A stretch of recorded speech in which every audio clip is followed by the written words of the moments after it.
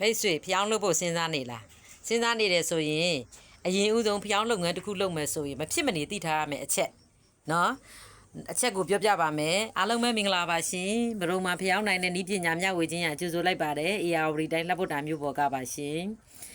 ဒီပေမှာပေါ့နော်ကျမကဒီ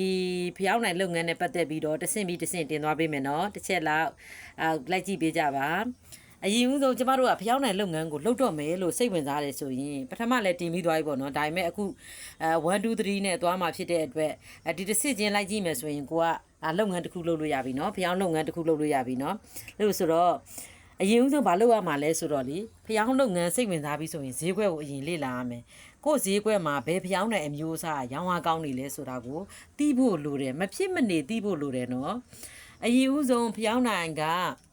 ဒီဖျောင်းနိုင်ဆိုလို့ရှိရင်အများကြီးရှိတယ်လေဈေးထဲမှာရောင်းရတာကျမတို့လက်ဗုဒ္ဓဒေတာမှာဆိုလို့ရှိရင် 8.5 မီလီပေါ့နော် 8.5 မီလီပြီးရင်73 မီလီပေါ့နော်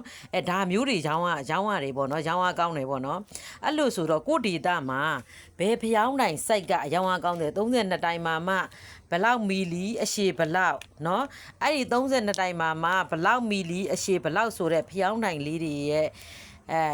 ဖျောင်းနိုင်လေးတွေကိုသိရမယ်အဲ့ဒီဖျောင်းနိုင်အများကြီးတဲ့မှာဘယ်စိုက်ကရောင်းအားအကောင်းဆုံးလဲဆိုတာကိုသိထားရပါမယ်အဲ့ဒါမဖြစ်မနေသိထားရပါမယ်ဒါဖျောင်းနိုင်လုပ်ငန်းလုပ်မယ်ဆိုလို့ရှိရင်ဒါလေးသိထားရပါမယ်နောက်တစ်ဆင့်ကြရင်နောက်ဗီဒီယိုလေးနဲ့လာပါမယ်ရှင်အားလုံးကိုကျေးဇူးအများကြီးတင်ပါတယ်တစ်ဆင့်ချင်းစီတင်သွားပါမယ်နော်